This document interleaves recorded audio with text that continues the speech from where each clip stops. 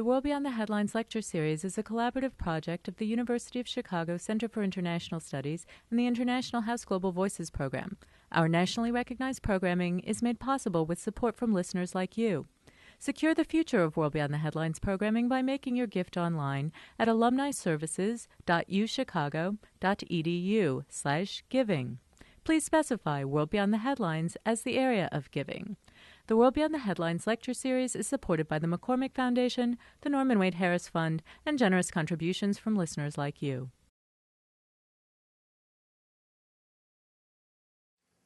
Thanks for everybody for coming. It's great to be here.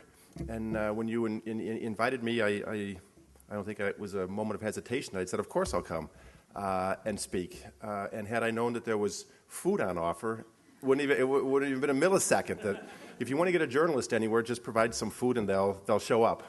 I don't know if it's not catered, it's not really journalism. We kind of say, certainly on the sports front with my sporting colleagues, if it ain't catered, it ain't sports journalism, they used to say.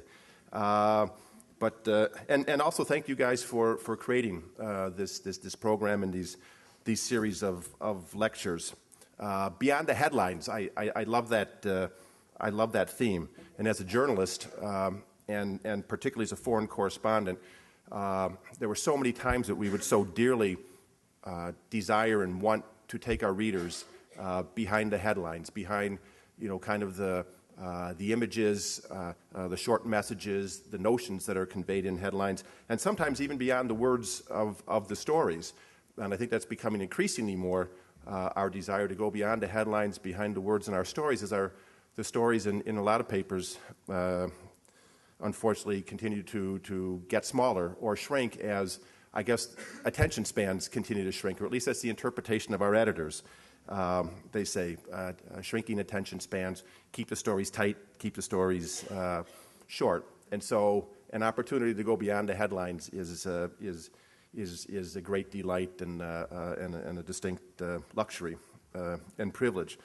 And the lamentable thing on the issue of global hunger is that there's basically so few headlines to begin with. It seems to be a problem that we so blithely accept or casually skip over. And perhaps we've seen too many pictures like these of starving children, of the distended bellies, of bone-thin arms and legs, flies circulating around their heads. It's uncomfortable. It's shameful, and we don't want to be uncomfortable. We don't want to be shamed. We don't want to feel bad. I guess perhaps when emergencies arise, after tsunami or after the earthquakes or horrible drought that causes situations like this. But emergencies happen. These pictures come. These pictures go. But that's not what most of the hunger is in the world today. Most of the hunger in the world today is chronic. It's daily. It's all the time. As Jamie said, this year, more than the number of hungry in the world soared past 1 billion people. 1 billion people that go to bed hungry every night. 1 billion. I mean, less than 10% of those 1 billion are the emergency hungry. The other 90%, more than 90%, are hungry every day.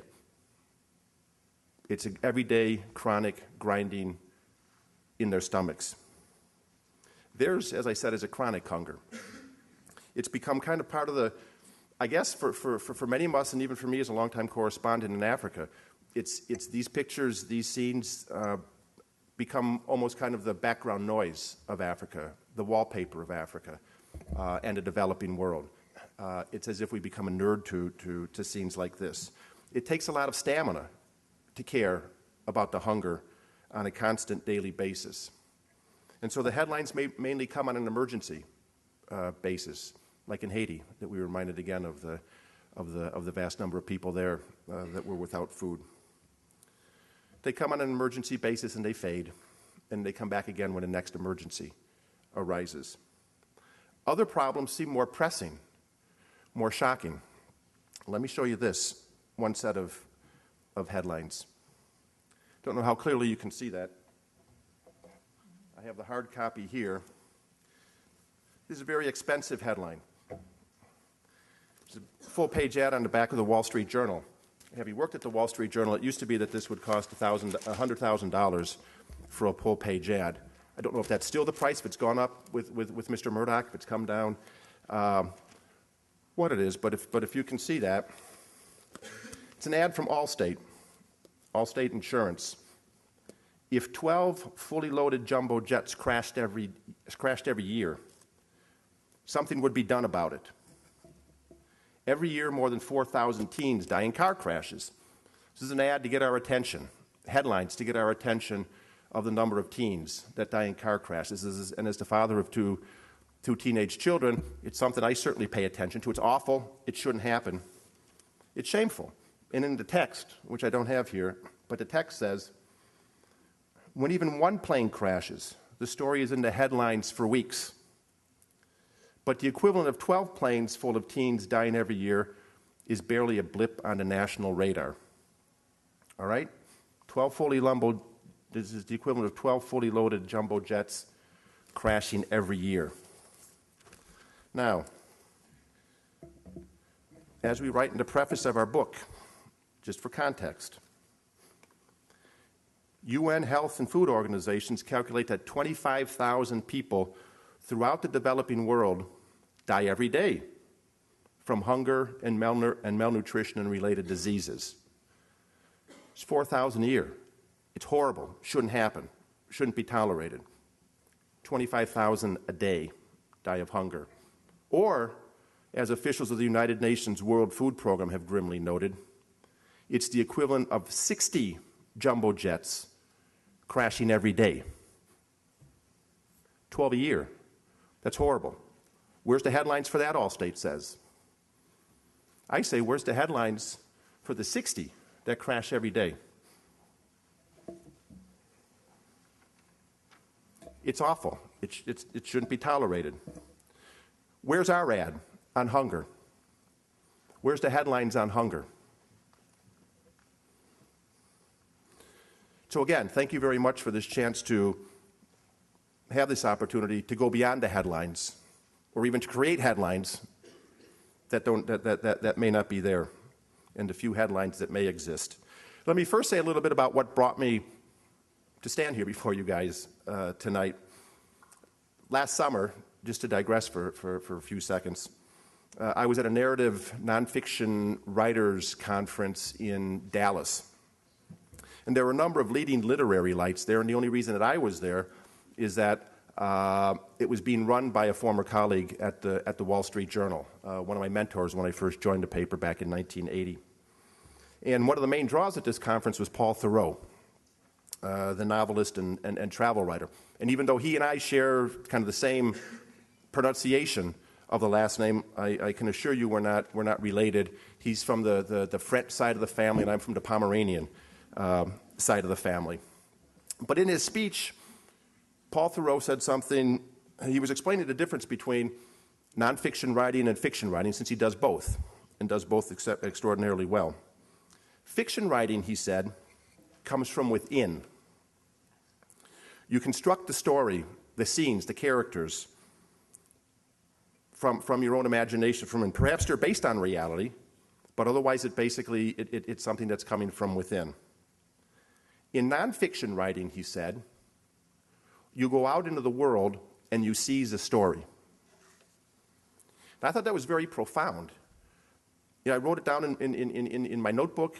So I was taking notes from these guys, hoping, either through their words or through some kind of osmosis to kind of absorb their literary genius. I wrote down in my notebook, you go out into the world and seize a story. And next to my notes that I wrote, I made a slight change to fit my own case. I wrote, I went out into the world, and a story seized me. That story was hunger. It became my calling, in particular after the Ethiopian famine of 2003. And I made a number of trips to Ethiopia there, and we'll get more into that as we go along.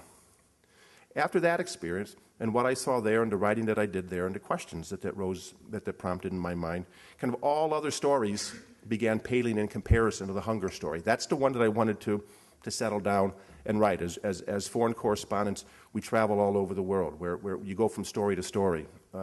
Rarely do you go back and visit a place to see how people are doing. It's from one to the next.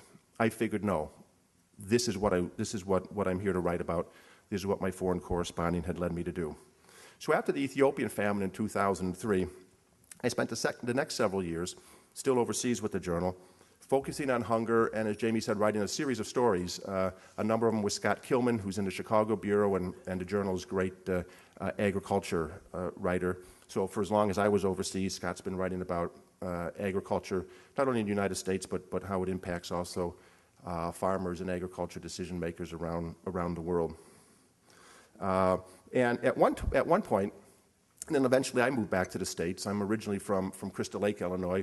So after all this time overseas, I figured I'd test the old adage that you can't come home again. And I came home to Highland Park. I didn't get all the way home, so I'm still an hour away from Crystal Lake, so there's still some distance. So I guess I haven't gone all the way home again, so I don't know the veracity of that truism. So Scott and I were reunited in the Chicago Bureau. Now back in the States, I was writing more about domestic hunger, poverty in the United States. But at one stage I told Scott that, hey Scott, my soul, and I assume yours too, our souls won't rest until we put all that we've written about, all that we've learned on hunger, into a book. And through that book we can have a more powerful narrative, grab people more, as Jamie said, outrage and inspire, and kind of drive the narrative at that stage. And the book came out in June, I guess, so 8-9 months ago. And I've got to say that my soul is as restless as ever. Writing the book didn't help. The hunger issue still has seized me. It still grabs me. My soul is as restless as ever to continue to tell the story. So that's why after 30 years, as Jamie explained, I left the Wall Street Journal at the end of the year and basically decided I need to plunge all in and go full steam into the hunger issue. So now I'm at the Council on Global Affairs, which has been the catalyst, in a sense, for President Obama's global hunger and food security push and to end hunger through agriculture development aid, and it's become one of the pillars of his foreign policy. I'll talk more about that a little later too. And at the council, I'm a senior fellow for global agriculture and food policy. I'm not exactly sure what that is. I guess as a journalist, we kind of always figure I don't know what senior fellows are, and kind of a fuzzy thing. It's like being a vice president or something. There must be hundreds of them. So what's a senior fellow do? So I'm still trying to figure that out. So in the meantime, I just call myself a jolly good fellow. And leave it at that, but there's nothing jolly about my mission, because my mission remains the same, to basically take people beyond the headlines of hunger and to take them to the ramparts on the war on hunger. So welcome tonight to what I call, and Jamie alluded to this, to what I call my outrage and inspired tour. Scott a lot of times comes along with me. He was deadline pressures and other matters that he couldn't come here. Tonight, of the outrage and inspire, Scott's mainly the inspire, and I'm the outrage. So since Scott's not here, you're stuck with me and you get a full blast of the outrage tonight, so you might want to strap yourselves in for that. But outrage and inspire, these are the words and emotions that lie behind the headlines of the global hunger issue. They're two very powerful weapons in mobilizing the world to feed the hungry and driving this narrative of the hunger story. At least they are for me as a writer. They're kind of the two weapons that I have in crafting and spreading this narrative of the hunger fight. And outrage and inspire, that was the mantra that Scott and I had the whole time as we were writing the book.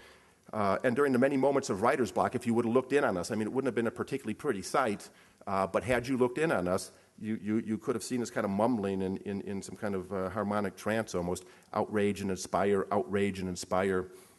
because that's the goal. That's what we wanted to accomplish.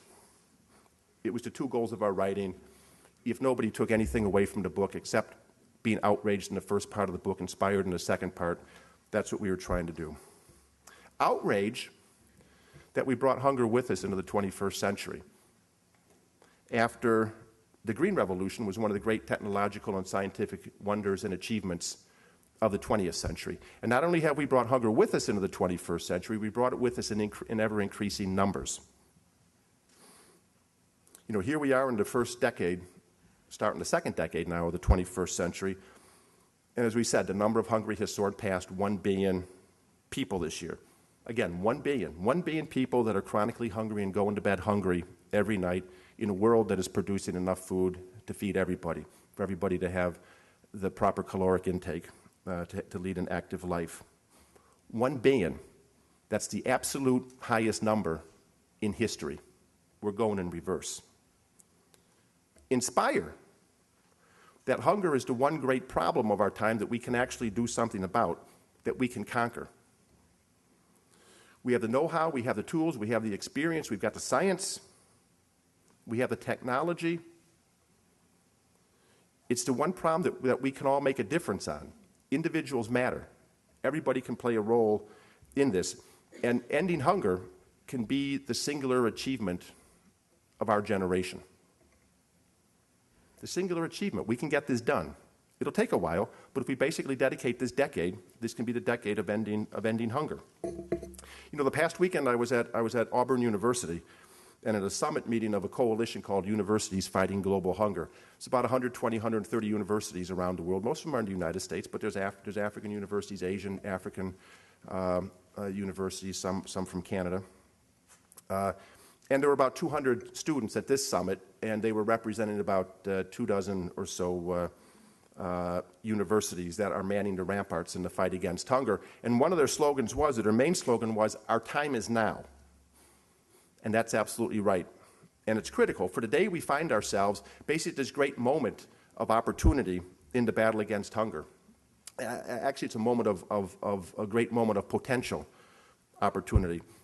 You know, the Obama administration, since its first minutes in office, has made ending hunger through agriculture development one of its top foreign policy priorities. It's been flying very much under the radar as we become consumed with the health care debate and with the two wars that are raging, with you know, relations with Iraq, with Russia, with China, with other hot spots in the world. But there is this kind of under the radar foreign policy that's going on that they're making steady progress on alleviating hunger through global development. In his inaugural address, if you remember, President Obama said, "To the people of poor nations, we pledge to work alongside you to make your farms flourish and let clean waters flow, to nourish starved bodies and feed hungry minds." 30 words. That's all that is. It's 30 words. That's all it took to construct and begin constructing this pillar of foreign policy. Since then, he's talked about this and tried to drive action at the G8 meetings, at the G20 meetings, get his fellow stateswomen to get the money together on this. Hillary Clinton, in all her travels around the world and her travels to Africa, this is something that she keeps hammering on and talking about. It's what they call a whole of government approach. It's not just the State Department. It's the White House. It's coordinated by the National Security Council. It's the Pentagon. It's the Global Security Initiative. It's Treasury. It's USDA. It's USAID. It's this initiative that is consuming many parts of the government. We'll see how that is and how they can all work together. It being Washington with fiefdoms and budget battles and who controls what. But at least that's what they're trying to do. And it's also beginning to take shape on the ground in Africa. Rwanda is looking like that'll be the first country where they start deploying this increased agriculture development and trying to reverse the decades of horrible neglect of the African farmers. Ghana, there's some things going on the ground, and in Uganda too. So what we have emerging finally, is this political leadership and this political will that's been missing all these years on the hunger issue. And finally, political leadership from the top. And what the administration has seen, and I think propelling some of this, is what they see happening from the bottom, and kind of this grassroots movement and clamor and momentum that is arising in faith-based organizations, in NGOs, in corporate boardrooms, on college campuses. All you guys being here tonight and the interest that you're showing, what I saw at Auburn University and the great enthusiasm of the students that are involved there and the faculty And we also see it among philanthropists. Bill Gates, in a speech that he gave at the World Food Prize in Des Moines in October, I think it was, said that his foundation, the Bill and Melinda Gates Foundation, and all the billions that they're spending on education, on health, particularly in the developing world, and on agriculture, what they've decided and concluded is that the best way to reduce the poverty of these very poorest countries is through focusing on the small farmers, the poorest of the poor. And it is through kind of creating the conditions for them to be as productive as possible so they can feed their families, they can feed their villages, hopefully feed their countries, hopefully have some surplus that they can sell, that the countries can export, that they can make some money, that will be the engine for driving prosperity and lifting these countries out of the situations that they're in. So finally what we're seeing, after a couple of decades, we're reversing things. The poor farmers aren't the problem. And that's what we've thought for the last couple of decades through World Bank philosophy, IMF philosophy, this notion of structural adjustment. The poor were the problem. The farmers were the problem. Now we're seeing they're not the problem anymore, they're the solution. And that's also at the heart of Obama's, what they popularly call Feeding the Future program. So now is the time to seize on this rising momentum that we see kind of coming up from the grassroots, and hopefully then to encourage the leadership at the top to say, hey, there's this movement down here that is ready to join, that is ready to follow. We've been waiting for some movement from the top. And so the time to seize on this moment, this potential moment, and that this time and this opportunity isn't squandered. And so here's where the outrage and inspiration comes in. Because outrage and inspiration are really vital to setting this grassroots ablaze and creating this momentum and shaking off the complacency and reversing the neglect that has driven hunger to these historic highs. 1 billion people at the beginning of the 21st century. It's appalling. Outrage, as we've noted, that 25,000 people die every day of hunger, malnutrition, and related diseases. We had the comparison of the jumbo jets. Here's another comparison. 25,000 a day is 3 times as many daily deaths as occurred during the 1999 genocide in Rwanda, when an average of 8,000 people were killed each day during a 100-day orgy of killing. 3 times that amount die of hunger. Now there's an international criminal tribunal to deal with those deaths and that resulted from the genocide and the horrible slaughter that went on there. But what about those dying of hunger? Where's the international tribunal for those? Where's the outrage? Outrage that investment in agriculture development, particularly in Africa, dramatically disappeared in the past couple of decades. It slumped from $8 billion a year in the 1980s. I think it reached a high point in 1984. $8 billion a year from the rich countries to the poor countries for agriculture development aid. From $8 billion in the 1980s to less than $3 billion earlier this decade. Fell off the edge of a table.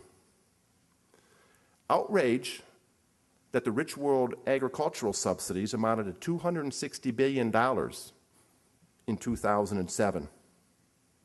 Primarily from the United States and Europe, but then the Brazilians, the Chinese, the Japanese, everybody else gets in on the subsidies. $260 billion in 2007 that we're subsidizing our farmers. Well, we told African governments not to spend one single dollar on subsidizing their farmers. If they did, at the risk of losing loans from the World Bank, losing development projects from USAID, the British DFID, and others. That was under this misguided policy of structural adjustment that hopefully now is in the past. Outrage that as a result of this, that African farmers, alone among the farmers of the world, bear 100% of the risk of an inherently risky business, of a very risky business. Look, if a crop fails in the US or Europe, in most cases somebody's writing a check, and in most of the cases it's a government or it's an insurance company. If a crop fails in Africa, people die. Ain't nobody writing a check. Not allowed to write a check. Not allowed to subsidize. That's your problem.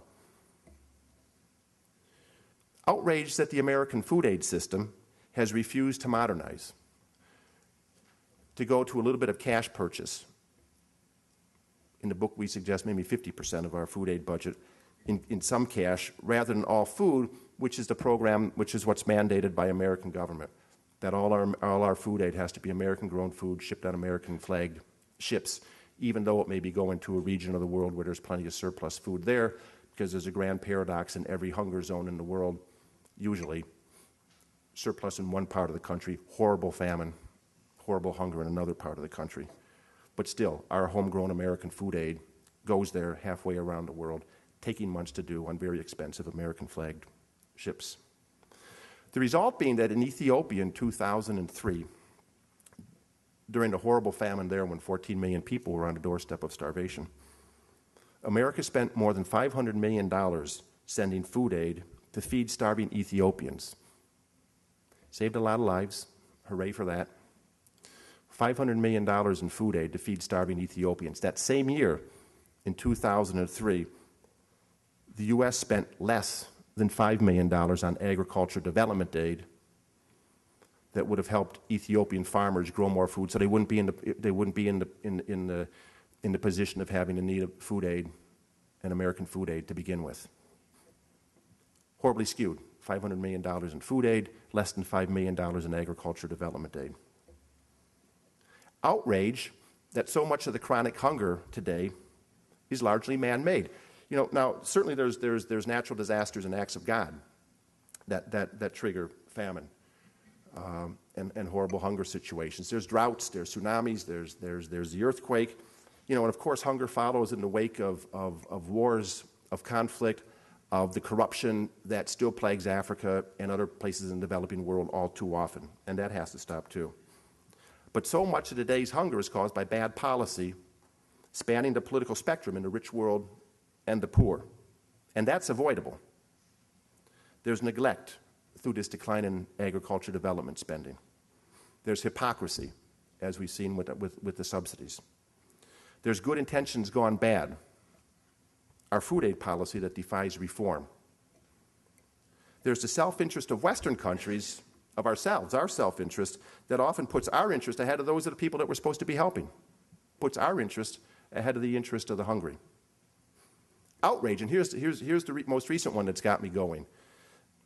Outrage that already there are some voices in Congress muttering that President Obama's commitment to this global hunger and food security initiative, which he got the G20 leaders to pledge $22 billion to, that the U.S. commitment of $3.5 billion over 3 years, $3.5 billion over 3 years for agriculture development assistance in the developing world to begin to reverse these horrible trends, that's too much.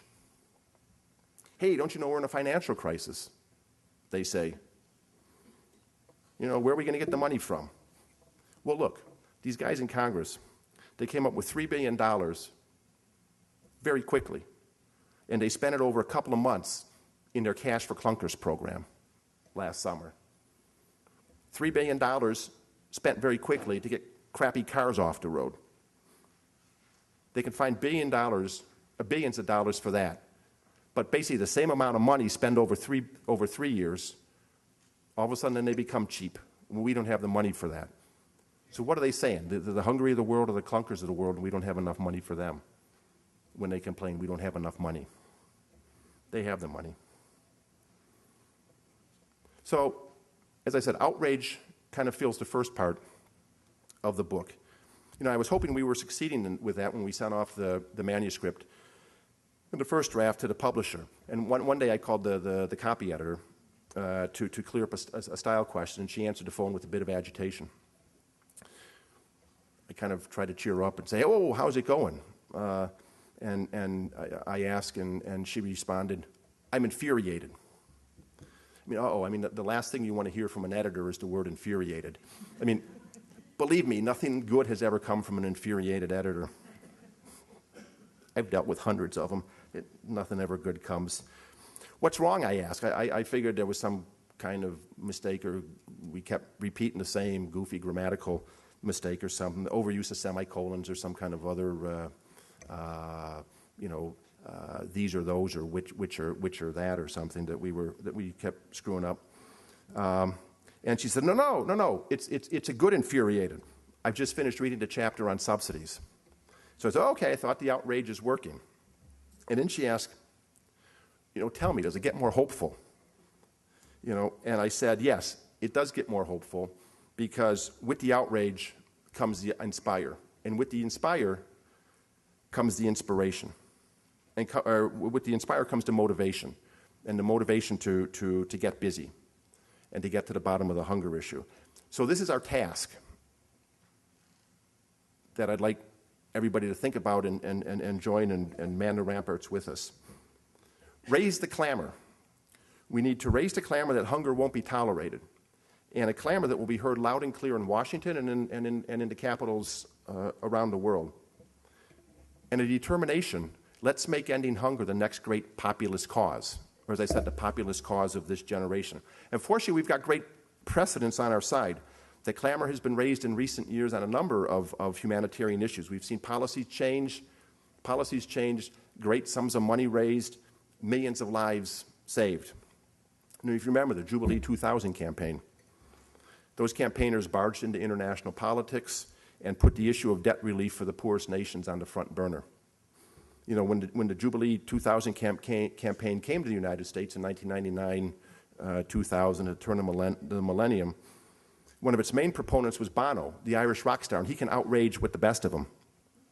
And Bono met with members of Congress, and he told them, hey, he told them about the great suffering that was being caused by these debt payments that had to be paid. More money was going out of countries than was coming in development aid, and it was just paying the debt, servicing the debt on the interest.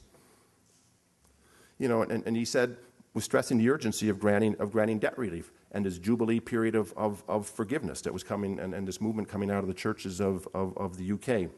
A number of congressmen said, hey, Bono, you're absolutely right. We understand. We get it. But when I go home to my constituency, I don't hear any clamor on this issue.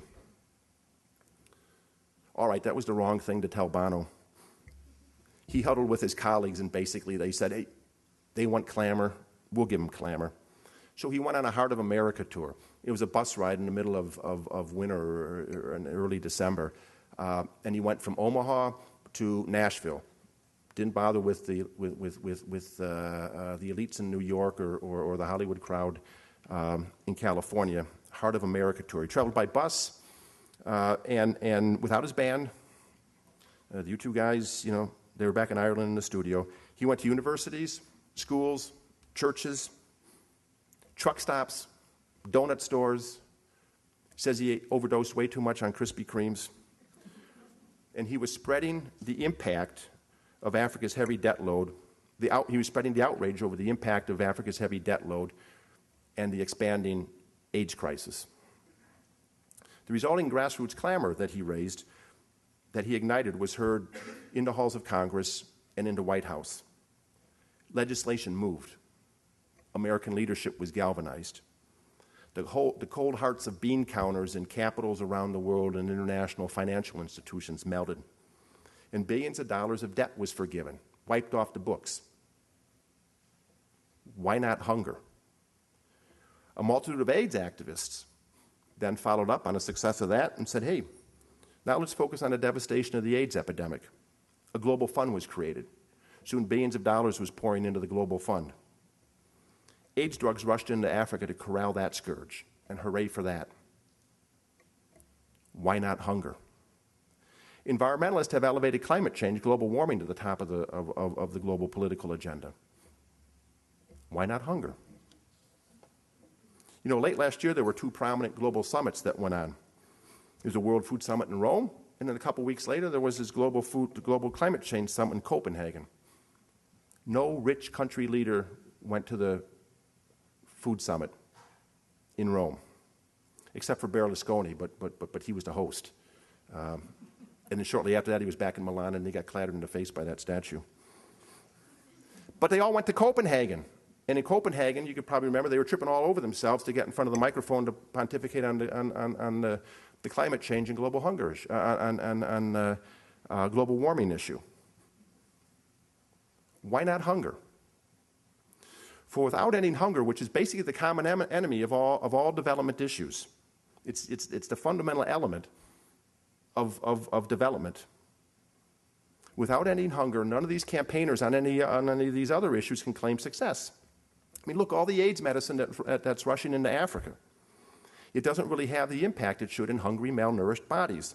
There's a very pointed African saying this. It's one of my favorite. The Africans will say, look, giving such drugs to a hungry person is like washing your hands and then drying them into dirt. What good does it do? Look, what does all of our medicine say? What's on the little bottle or the prescription thing? Take with food. Take with food. Didn't need that in Africa? Give them the drugs. Don't need to deal with the food issue. Why not hunger? And on climate change, I mean, success is going to depend on having the people who are said to be and predicted to be most impacted by climate change, the poor farmers in Africa, in the Sahelian area and around the equator. They're going to need, so they can adapt to still feed their families and their communities. They're going to need new water harvesting techniques, new irrigation systems, kind of drought-resistant seeds. So why not hunger? Raise the clamor. Spread the outrage. This can be the great populist cause of our time. You know, for Scott and I, our outrage began when we were researching a story on Norman Borlaug. There he is. Norman Borlaug, the father of the Green Revolution.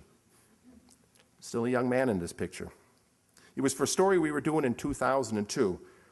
And Scott and I were wondering, well, why did the Green Revolution never get to Africa? Why can't the Africans feed themselves? Why was hunger increasing in Africa while it had been on the retreat in other parts of the world, and after the success in the 1960s and 70s in a lot of the Asian countries? How would Africa have been left behind? We came across a passage from Borlaug's lecture upon winning the Nobel Peace Prize in 1970, which he won for his work on the Green Revolution. It's very haunting when you hear this now, even more so now that Dr. Borlaug, there he is at 93, still manning the ramparts of the hunger fight, his efforts, the war still not finished. Even more so haunting now that he died last summer at the age of 95. Dr. Borlaug said in 1970, so what is that, 40 years ago now, he said, man can and must prevent the tragedy of famine in the future instead of merely trying with pious regret to salvage the human wreckage of the famine, as he has so often done in the past. We will be guilty of criminal negligence without extenuation if we permit future famines. Criminal negligence. You know, the light went off for Scott and me. That's what we were as we're writing about hunger. We're crime reporters. I mean, what else would you call it? 25,000 people dying of hunger and malnutrition-related diseases every day. It's the crime of our age. What else would you call it when we've got 1 billion people now that are going to bed hungry? We were crime reporters. Then came the Ethiopian famine of 2003, and it was Borlaug's prophecy come to life, or rather come to death. I went to Ethiopia. I was based in Zurich, Switzerland at the time, writing about humanitarian development issues. So I went to Ethiopia, which was the scene of the crime. As I mentioned, in 2003, 14 million people were on the doorstep of starvation. Now, far fewer died than in the famine of 1984, which for those of us of a certain age will all remember is kind of a galvanizing, moment, kind of global hand-holding at the Hor, the We Are the World, the Live Aid concerts, the We Are the World song. But far fewer, and in that one in 1984, about a million people, they figure, died. Because the government was a communist government and basically wasn't letting, but they were denying that there was a famine. But in 2003, the 14 million people that were on the verge of our starvation was more than were actually imperiled by starvation in 1984, when there were maybe 10 or 12 million. So far fewer died, but more were vulnerable. And the government in Ethiopia in 2003 was loudly ringing the bells, and the relief agencies came, but it was still a catastrophic hunger calamity. What we wrote about then, or what I wrote about then, was that the markets failed before the weather did. The years of neglect of agriculture development spending were made cruelly manifest. The impact of our food aid and our subsidies policies were more clear than ever. On my first day in Ethiopia, in Addis Ababa, the capital, one relief worker with the World Food Program, Voli Karuchi, was giving me a briefing of what we would be seeing the next days as we went out to the hunger zones. He gave me this piece of advice. It was a warning of sorts. It's been one of our motivating things in writing the book, along with Dr. Borlaug's passages. Voli's told me, looking into the eyes of someone dying of hunger becomes a disease of the soul. You see that nobody should have to die of hunger. A disease of the soul.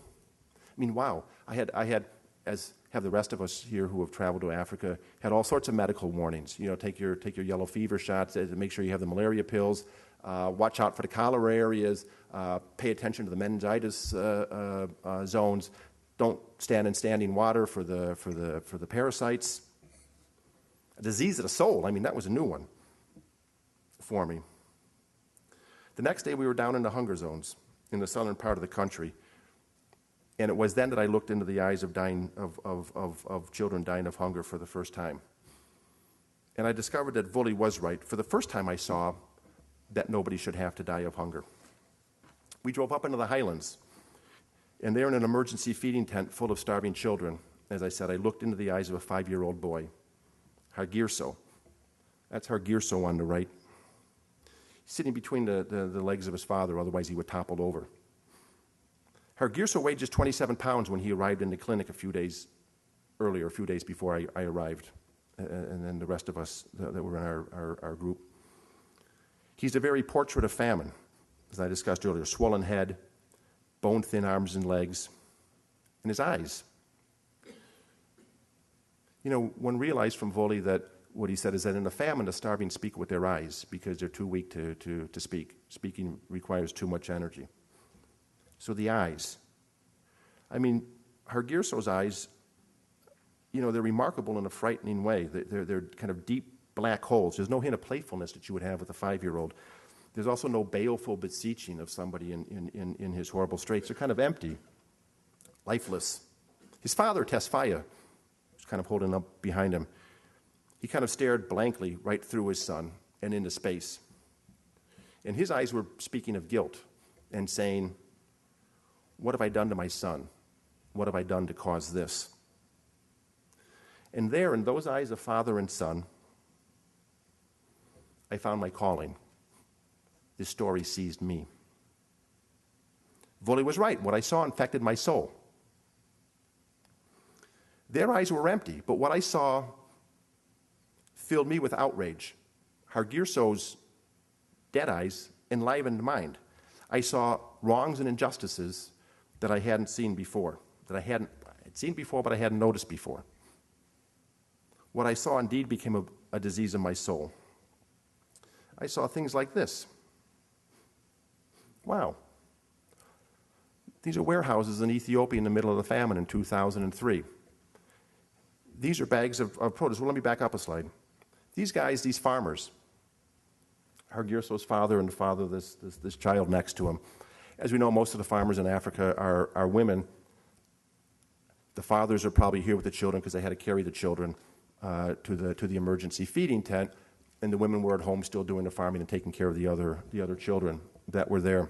But when I talked to these fathers, so full of guilt, what had they done? Because no, it wasn't so much what they had done; it was what we had done. These guys were in a situation of the previous 2 years. This is in 2003, so the farming seasons of 2001, 02, 2000 and 2001, and 01 and 02, they had the best seasons, the best harvests of their lives. They had surplus. They packed up those surpluses, put them in big bags, put them on their shoulders, and carried them into the same market town. Now, what happens in most places in Africa, when the harvests come, they pretty much immediately go on the market. The storage facilities are so bad. 30, 40, 50% of harvest is usually lost in post-harvest conditions because the storage facilities are so crummy. There's no place to store them, or the rain gets to it, the pests get to it. And so it comes, they bring it to the market. They also need money because to pay off what little debts they have, and they need money just to buy other things. They got to buy some other kind of food that they're not growing. clothes, maybe some things for their little house, and perhaps school fees for the kids. So the harvest goes on the market immediately. Well, you can imagine what happened after 2 surplus years. Prices collapsed. And in Ethiopia, in some parts of the country, they collapsed astonishingly, dramatically, calamitously. They collapsed 80%. Now, if prices collapsed 80% here, it'd be insurrection. These guys acted like farmers anywhere would do. The next year, when it came time for the planting season, they had to cut their costs, cut their expenses. They had planted a surplus. What good had it done?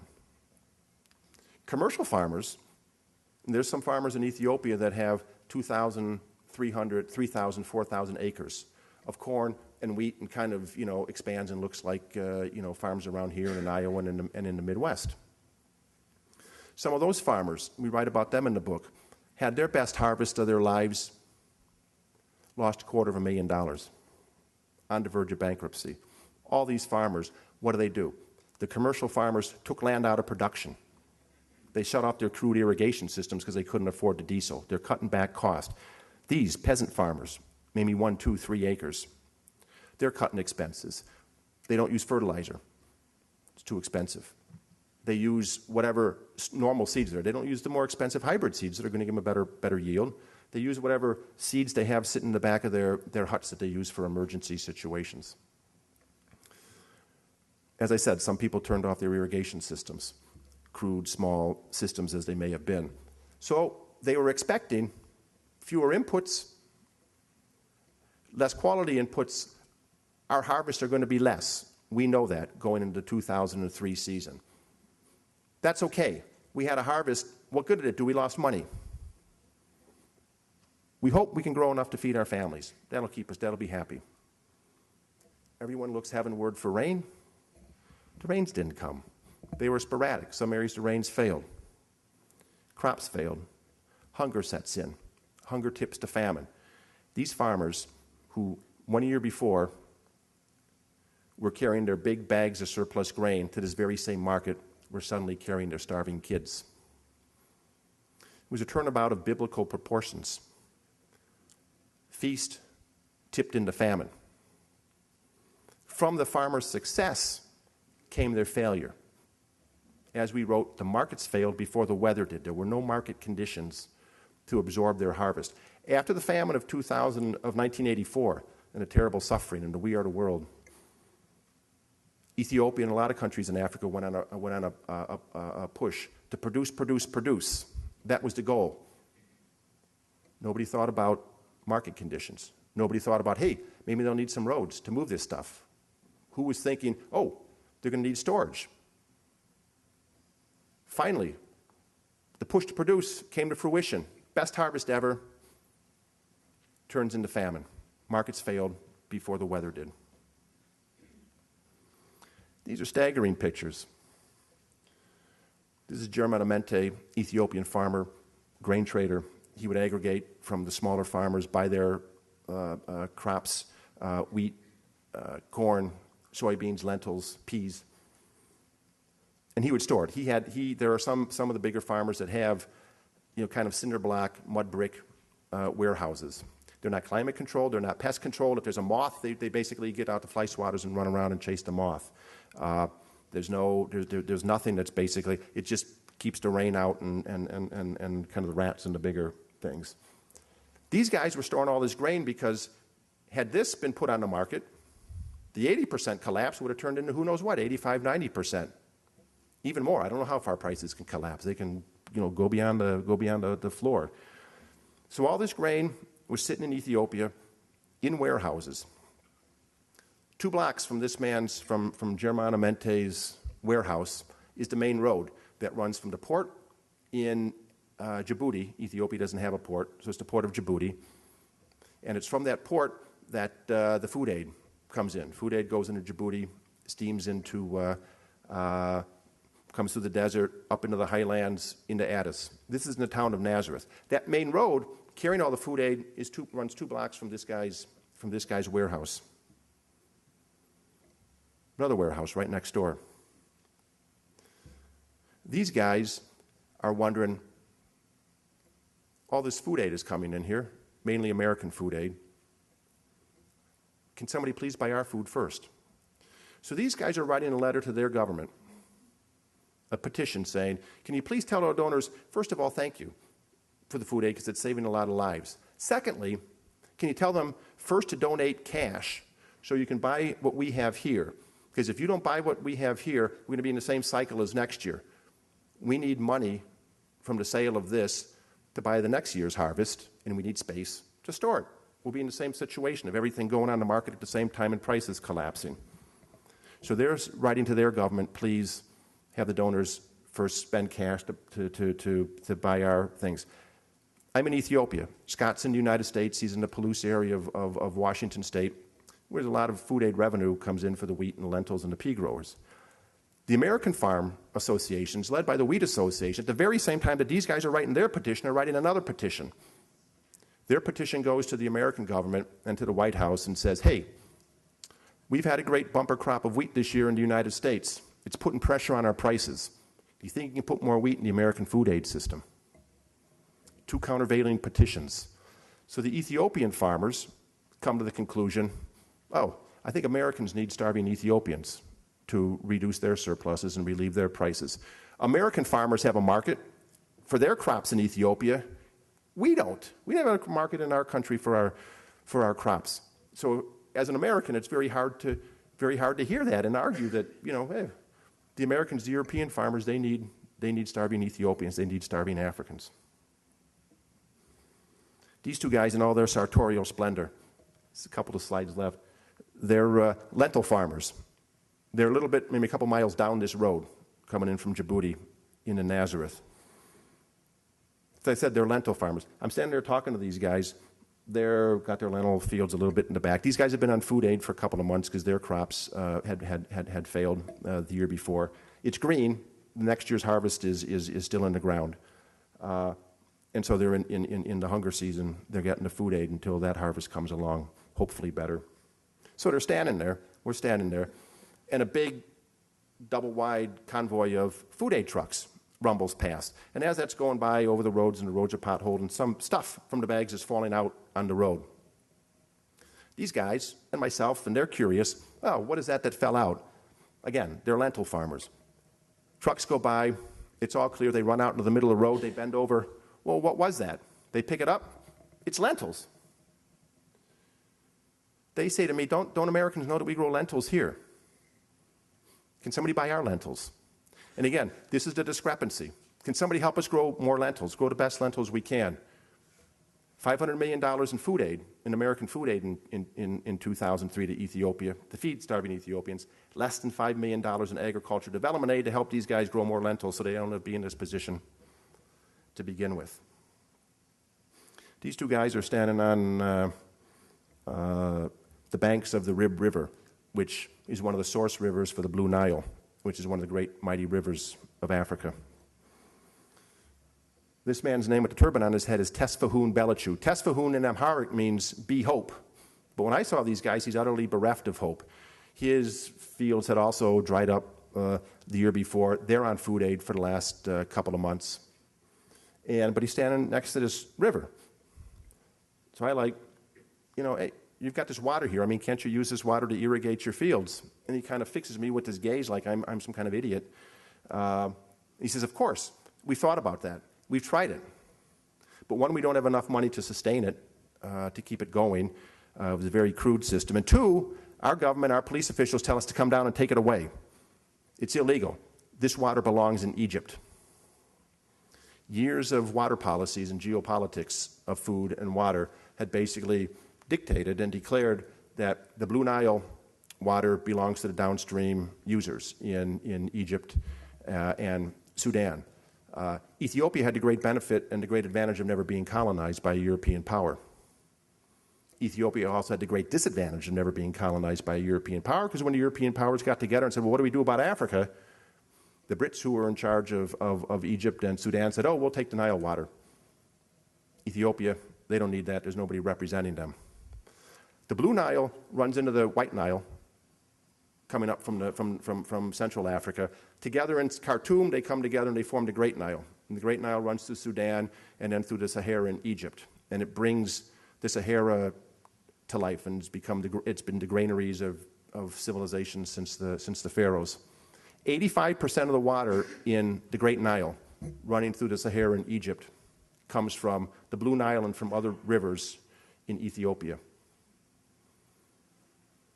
85%. But they can't use it. So what you had in the famine of 2003 was this man is an Egyptian farmer. He's using water. His farm, 60 acres, cornucopia of all sorts of things. He's got calves, and there's a water buffalo calves. He's 100 miles, as I said, from the main Nile. This water comes through canals. As he said, we've got the last drop of the Nile. He's using the water to water his calves, give his calves a shower. As he says, happy calves, fatter calves, more profit for him when he sells them. 85% of those water drops are coming from Ethiopia and the Ethiopian highlands. Tesfahun, he can't use any of the water. He's on food aid. Ethiopia is starving. One last set of pictures quickly gets to the subsidies. Cotton farmer in Mali, wearing rags, walking behind oxen. Cotton farmer in the American Mississippi Delta, button-down shirt, nice piece of equipment behind him, very intensive, very, very, very costly proposition is cotton farming in America. Which of these two farmers receive subsidies from their government to farm? Not these guys. Ken Hood. He was the head of the American Cotton Council in 2002. These photos were taken on the same day, me in Mali and Scott in Mississippi. Very same day in May, June of 2002. U.S. Farm Bill had just passed. That Farm Bill raised subsidies pretty much across the board for American farmers. When Bush signed it and he turned around, the first person he turned around and shook hands with was this man as the head of the Cotton Council. Cotton subsidies went up by about 16% that year. These guys were told by their government they're going to be basically getting a dime less per unit of cotton because the world price of cotton was depressed because of all the cotton that America was growing based on subsidies, which was dumped on the international market. So one of the great discrepancies and hypocrisies that fuels this. And so I guess what I want to leave with is, so seeing all this basically changed my career. And I determined that I need to write about hunger. I need to take people into the eyes of the starving. And this is what we all need to do. Let's take everyone beyond the headlines and into the eyes of the malnourished and into the eyes of the starving. Let's spread this disease of the soul. Because for heaven's sakes, I mean, we're now in the second decade of the 21st century, and nobody should have to die of hunger. Thank you.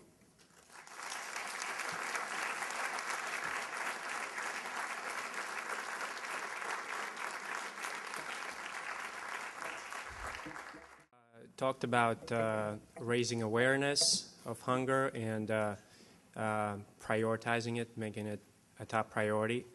But it seems to me, and correct me if I'm wrong, that the bigger issue is how to solve it. I think people are aware others are starving, but then how do you solve it? How do you solve it in countries where property rights are not respected, where the government is corrupt, where entrepreneurship is not encouraged, and where money that's often given to them goes down the drain, is stolen, misappropriated, and so on. Could you please comment? Yeah, those are all good points that need to be considered. In terms of, raising awareness is one thing, but what do we actually do?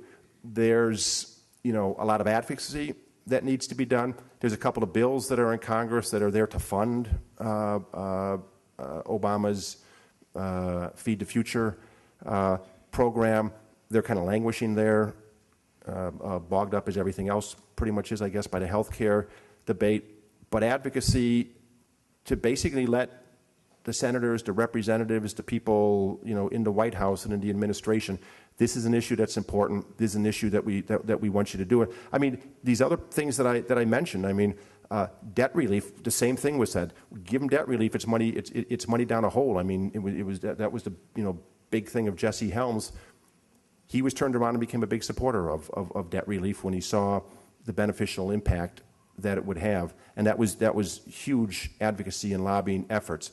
There's a lot of examples that we have in the book, and that's the inspire part of kind of people that are doing things on the ground that can make a difference. And when you're dealing basically directly with the farmers of Africa, and you can do that. The money doesn't have to run through governments. It can run through organizations here to farmers on the ground.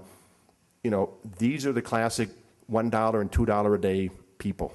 They're the salt of the earth. They're not corrupt. They're not going to run off with the money. They're very skilled farmers. They know what they're doing.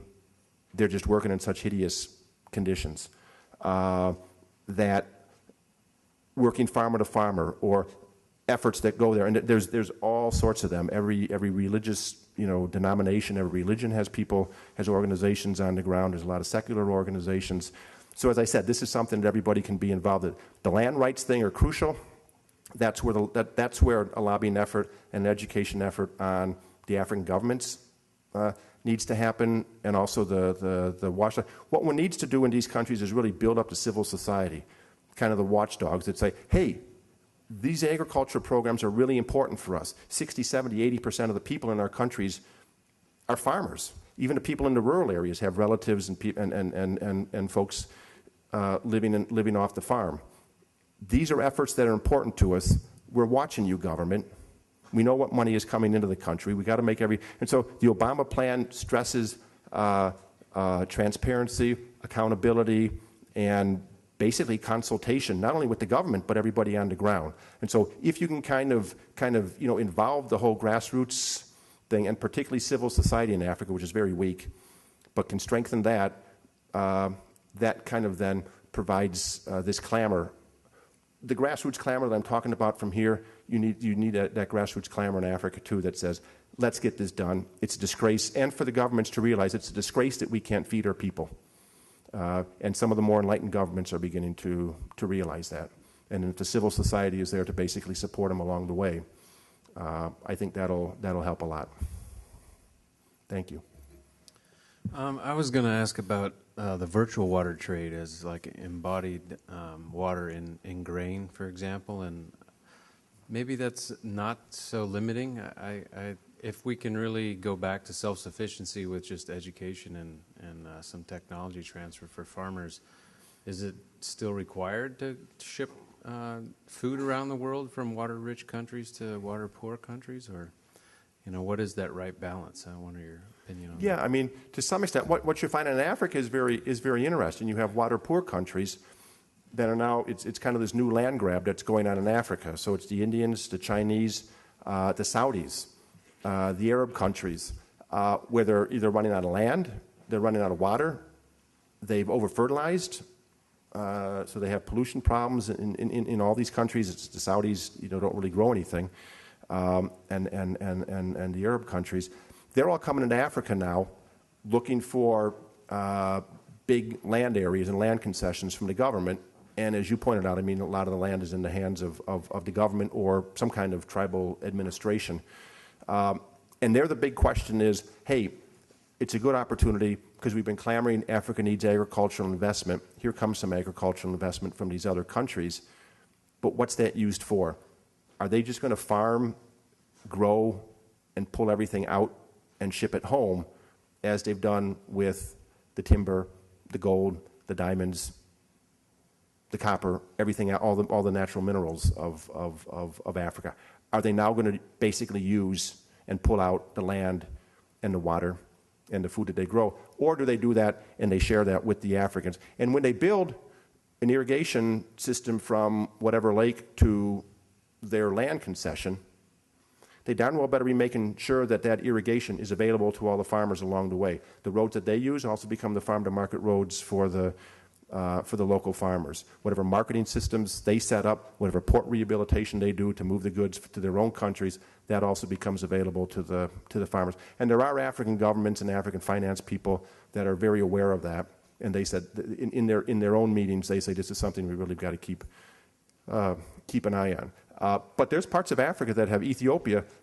despite probably what our popular impression of Ethiopia is, of a terribly drought-stricken, dry place where everybody sits around in the dust, Ethiopia basically has the reputation and is known as being the water source or the water fountain of Africa.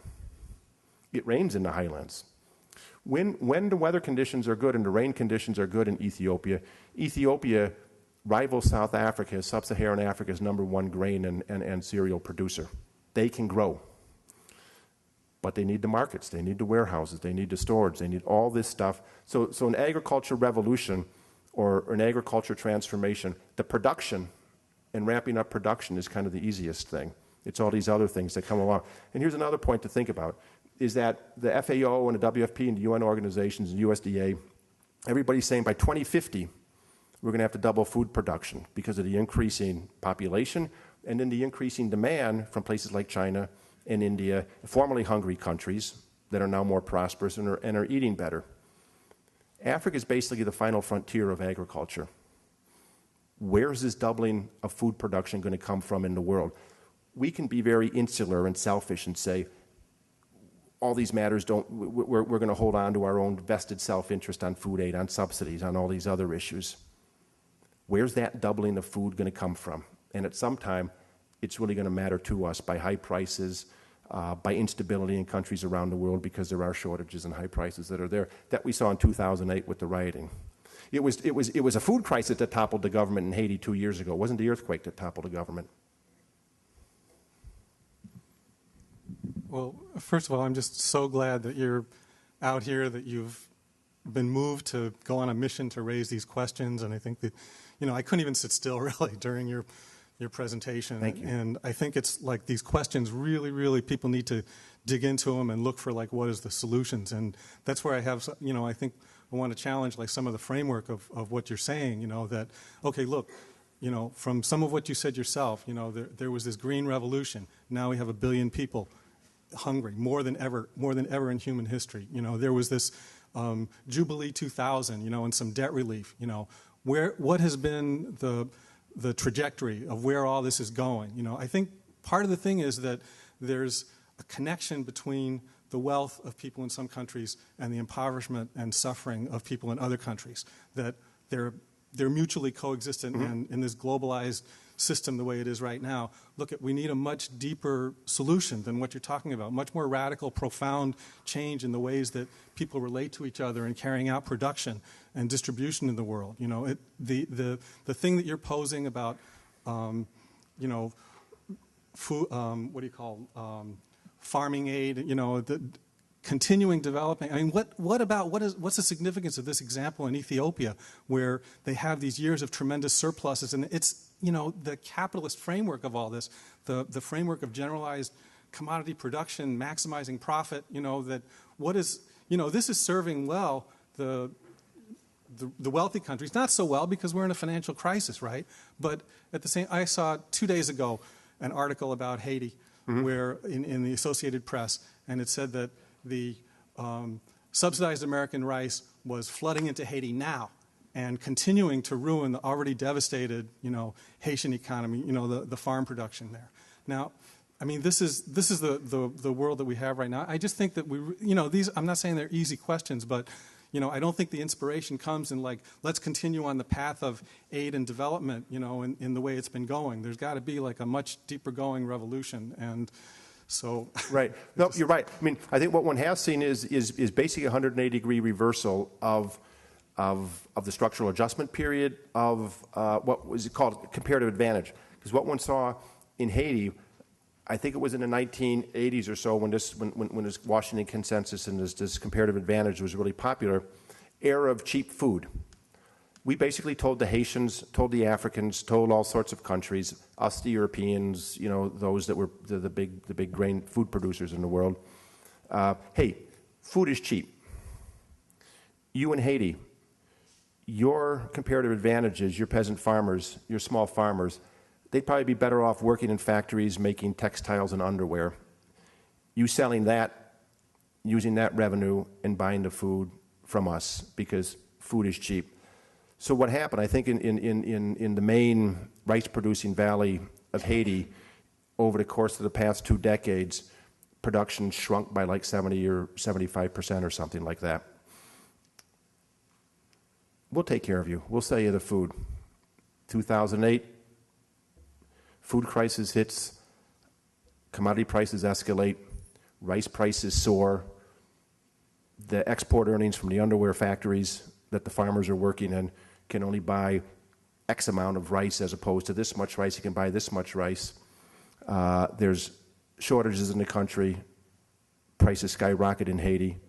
There's street rioting. There were riots in, a couple dozen countries in 2008 over food. We hadn't seen that for decades. And so this whole notion of so these development theories and philosophies, I think, are now hopefully discredited. The World Bank has turned around. This Obama initiative is hoping to reverse the neglect. And it will take time.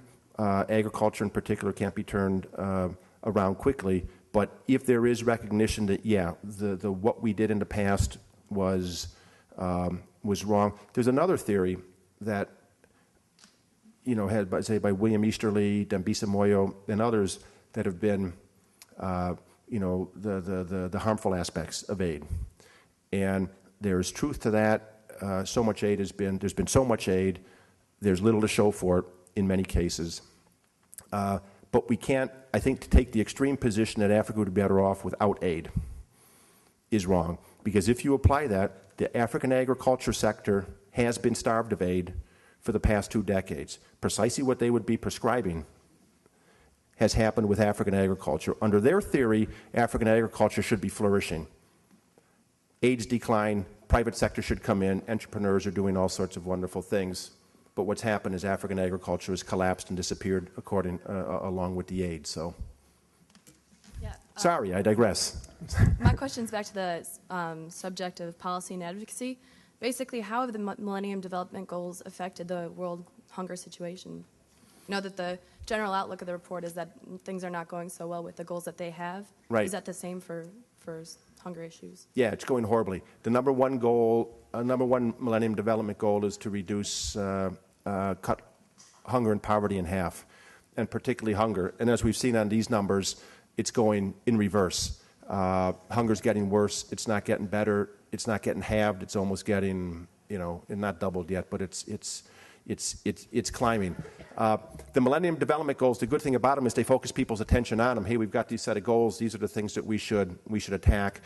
And I think when they have the review of these things, there'll be another shockwave that comes across and say, my goodness, we've just gone straight into retreat on the hunger issue. Maybe some of the other issues. I think with the malnourishment and the mother and child survival rates, I think, are getting better in some places. Education, they could probably claim some successes on that. But the number one goal, hunger, they've slammed the car into reverse on that.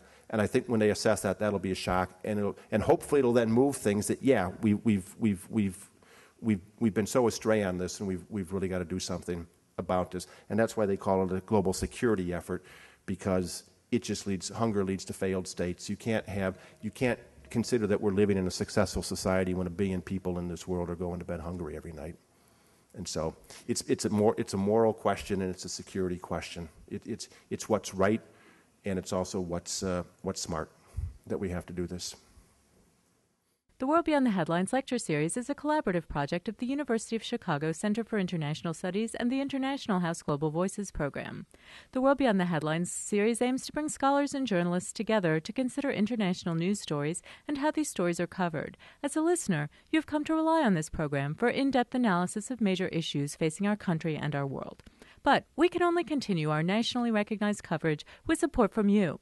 Secure the future of World Beyond the Headlines programming by making your gift online at alumniservices.uchicago.edu/giving. Please specify World Beyond the Headlines as the area of giving. The World Beyond the Headlines series is supported by the McCormick Foundation, the Norman Wade Harris Fund, and from generous contributions from listeners like you.